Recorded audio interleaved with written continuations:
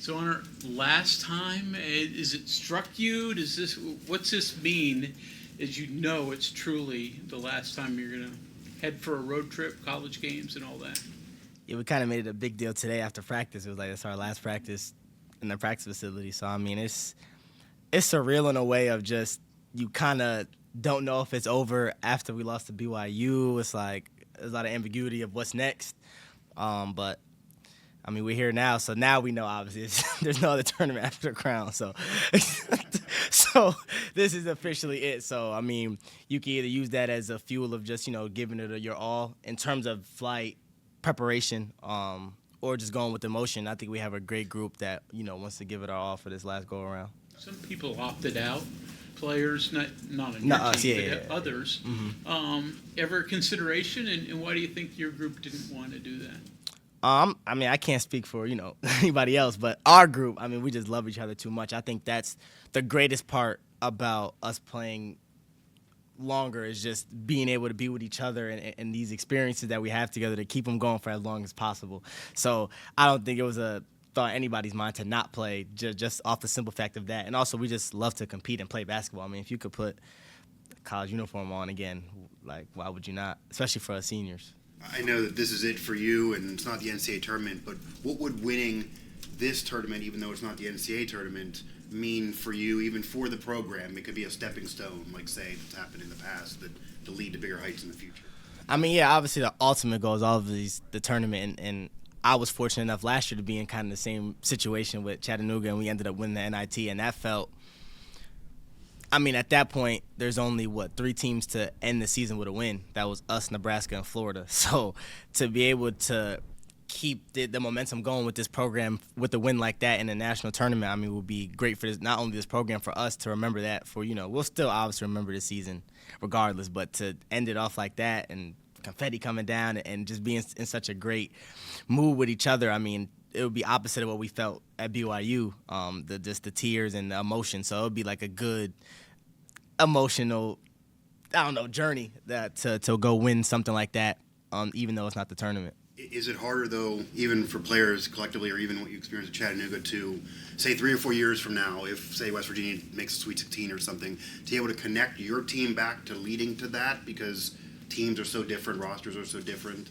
unlike, say, in the past when, okay, this team accomplished NIT 3 years later, Final Four, but Yeah. it was different coaches, but it was different, more of a connectivity. It's Right. hard to have connectivity, I guess, now with so much turnover. I mean, I think you could assert it back to this group just because, I mean, Coach Hodge said it after the BYU game, and we started it, like, technically. We were his first group for him. We started it. So, I mean, if they do something special in the years to come, I mean, he always said he'll always remember us because we were the first group that he was able to, coach and lead here at West Virginia. So I think it'll always, in a way, connect back to us. Can it be frustrating to overcome the perceptions of some fans, some in the media, that all this is about money? Even though, right after the Big 12 championship game in the locker room, or tournament game in the locker room, you and several of your teammates were all about that family aspect first. Is it frustrating that although you all know what it is, that message doesn't always get out? I mean, well, I hope to hear it now, but no, it's not frustrating. I think, like you said, just the love we have and the camaraderie we've shared this season, I think that presumes over anything. To be real with you, I didn't even know how that worked with the money and stuff.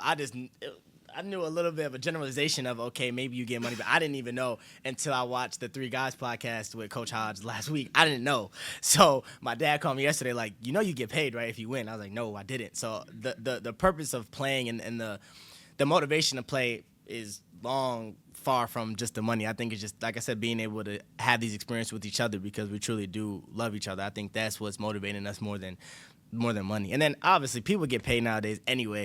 So like I think if it was like a couple years ago, oh yeah, I want to win so I can get some money.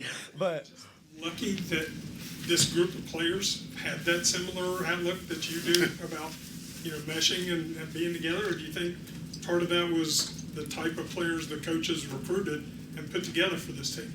I think Coach Hodge recruited strategically, and I think he's done that his whole career, but obviously I'm more endowed with this program because this is where he coached me at. But I think the way he recruited was he wasn't going to put a bad person. Not it don't matter what they do on the basketball court. A bad person in this locker room, and I think he achieved that immensely because this group is one of a kind. And obviously, I've been in college a little minute now, so I haven't really. But I think this and my last year's team at Chattanooga was some of the closest I've seen, and like around.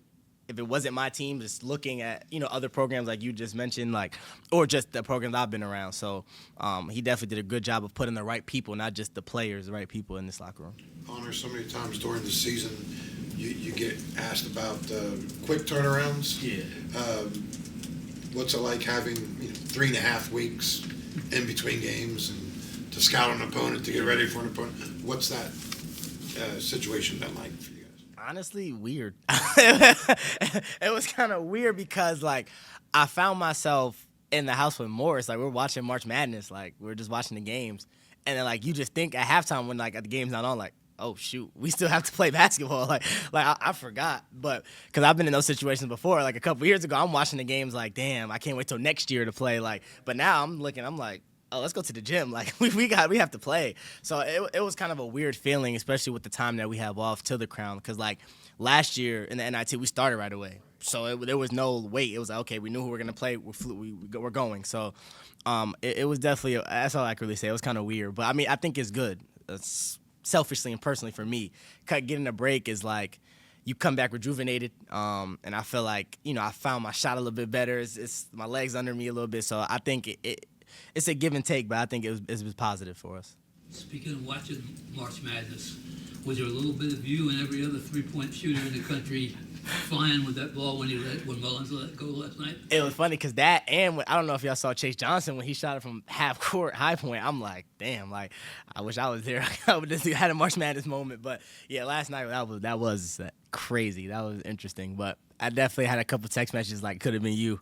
But you take all the experiences you can get, and even just to be able to play in the Crown is special. Maybe not as special as to March Madness as some people, but to be able to play with your team and still continue to play basketball is still a special moment. It's not at all hard to watch March Madness because there are some that if their team's eliminated or they didn't make the playoffs in sports in general, they can't watch. Yeah. You don't have that issue. Nah, I think the only thing is just it makes me just want to go to the gym, play basketball. When I watch basketball, I just immediately just want to play. So that's why it was a good realization of, oh, well, I mean, I still have some games left. And we play an NCAA caliber team, March Madness team in Stanford, where they were right there. So I think it's not hard because of that, but it is unfortunate, obviously. Damn, I wish you could have that experience, but we have a chance to do something special, like I said. I'm sure you also have to think, I'm just as good as some of these guys out there, or we beat that team and they're here, and if we would have done this, I'm sure that has to be in your brain that if we played again, we're just as good as that team that did make the tournament. Yeah, you can't do that. Obviously. Yeah, you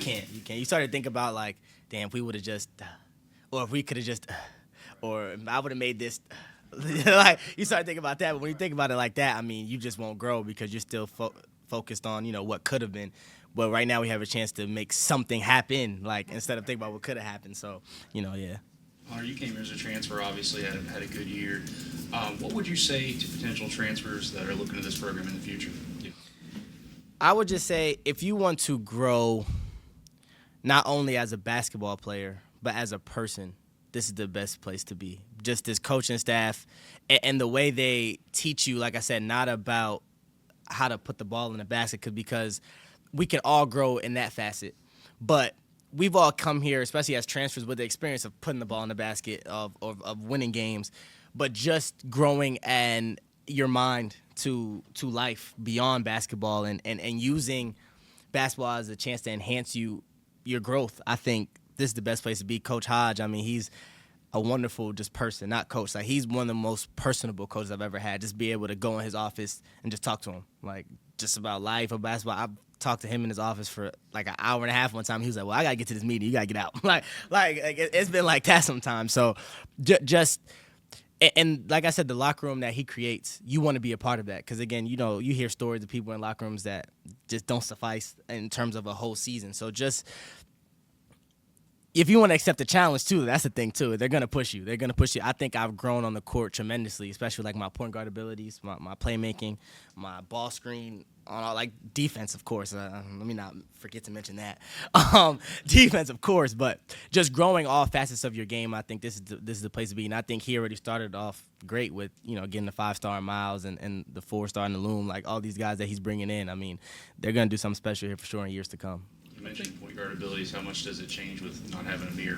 What you're gonna have to do? Oh, for sure. I mean, I think obviously my point guard duties are gonna grow immensely because Jasper's old, so he gonna need his break. So when he comes out, I'm obviously gonna have to slide to the one. Usually it's Amir comes in, but we. I think this week in practice, usually sometimes I'm on Jasper's team in practice. This whole week, me and Jasper on the opposite teams. I've had to run the point guard duties for like whatever team he's put me on. So I mean, we're prepared for it, and obviously I played the one this season, and so it will be prepared. You have to say about Amir that he played the entirety of this season, with a bum shoulder, and then towards the end of it with another one. I can say this now because Coach Haas said it on the Three Guys podcast. It's funny because when he tore the other one, I'm the first person he came to. He was like, "Bro, like, I think I tore my other one." I was like, "Huh?" He's like, "I got the same feeling." I was like, "What you gonna do?" He was like, "I'm playing." And it just goes to his heart and his desire to be out there for us and just to play the game he loves. I mean, he could have tapped out a long time ago when he hurt just the first shoulder. So to be able to play through both where he can't even lift his arms and it's hindering his performance, he still just wanted to be out there. Like he was mad when he couldn't play if it wasn't for the injury. So just his heart and for a young guy to come here who's supposed to be in high school, it's admirable. And it's something that motivates the rest of us. It's just like, well, if I have a little bruise in my leg, like I can't say much. I mean, he's playing with a torn labrum in both shoulders. So what am I going to complain about? So I just think his heart is truly motivating. And I'm glad I got to have this experience with him because that's obviously one of my better friends on the team and just in life. But obviously wishing the best for him and his surgery as well on Wednesday. After the crown, do you have any thoughts on your plan just in general? Obviously, there's a lot of other ways to play basketball professionally beyond just the NBA. There's even the TBT now. West Virginia obviously has a team. Where's your mind after the crown, or are you not yet there? I don't know. It's a good question. I don't know. I mean, I think. Shout out John Flowers too. I want to play basketball as long as I can. I think years before I got to West Virginia in my last year at Chattanooga, my thought process was always, I don't know if the NBA or like professional would accept me because of my size. I don't know if I will be able to make it and play with those guys. But I think my last 2 years I've grown to like, I think I can. I mean, obviously, being able to talk to some NBA scouts with my age and stuff like that, it's kind of like, okay, well, they see something in me that I can progress and keep going after this. So just want to take it as far as I can, whoever that is. I don't know if that's overseas or if that is in the G League on a two-way. Like, Your mind's open to. Yeah, my mind's open to a lot for sure. It's not just, this or bust, or if I don't play for wherever Kyrie Irving's at, I'm not playing, which I'm leaning towards that. But, but yeah, I'm just open to whatever, I don't know, the next chapter brings. Honor, what was the postseason like for you all last year at Chattanooga? Because top seed, right? Yeah. Buzzer beater in the semifinals. Damn near, yeah. Yeah, right. And like, there's a double overtime game in the NIT, triple overtime? Triple. Right, so you went up and down. Yeah, it was crazy because we had a kind of a roller coaster season. We dealt with a lot of injuries early, and to start conference, I think we started off like 1-2, I think, and then we went on like a 17-game win streak or something like that. We didn't lose for a minute. I forgot how I felt to lose for a second. Then we got to the tournament as the top seed, lost in the semifinals to Furman, and that hurt immensely. Like that, I didn't even think about the NIT. Like that hurt just because my best friend Trey Bonham was done. And that just hurt me not being able to get to March Madness for him because he's never been either. But, I think it was a blessing in disguise because, you probably go to the tournament as Chattanooga. We might lose the first game. So just being able to go to the NIT and play 5 was just – it was great for our program and our team because, again, we had a great team. First game, Middle Tennessee, was triple overtime, which is insane. That is crazy. I played 55 minutes that game. I didn't come out the game. But that was insane. And we played Dayton at home because theirs was used for March Madness, I think. First four. So they came to us, And that was one of the craziest crowds besides when I came to West Virginia, obviously. At that point, that was one of the craziest crowds I've ever had home. We beat them handedly. We go to Bradley, overtime game, win in overtime. Then we go to the NIT, beat Loyola Chicago, and then UC Irvine in overtime. So it was a lot of mileage on my body for that postseason. That's what I tell you. But it was a great experience, and obviously I'm looking to do the same this year. It'd be crazy though. I was actually talking to Jake Stevens. I don't know if some of y'all know him. It was funny because we talked about it. We're like, I could have an NIT ring and a crown championship. Like, a lot of people can't say that, which is, again, it's not March Madness, but that is cool, honestly. Honor, the transfers this year as a collective group, I mean, you all had different reasons for coming here, but to some degree, you all probably wondered at some point, what's this going to look like, and how's it going to work? New coach, new conference, now that it's basically all said and done, what was the year like for you transfers coming in and learning about the Big 12 and learning about, playing in a bigger league and learning to play with each other, I guess, too. I think it was a learning curve for everybody, including Coach Hodge. Like, he's coming from the American, coming to the Big 12. He mentioned that. He harped on that a lot to us. So it was just like, well, this is new for you guys. It's new for me, too. So we're going through the journey first time together. You got to give all the credit to Harlan because he was the first commit without even knowing anything around him, what would be. And he gives us a lot of credit for that, Coach Hodge, of just trusting him because, I think it was H.O., Jasper, Belo, and then me. So, like, we all had to have, like, a vision with Coach Hodge and understanding and trust in him to build something special.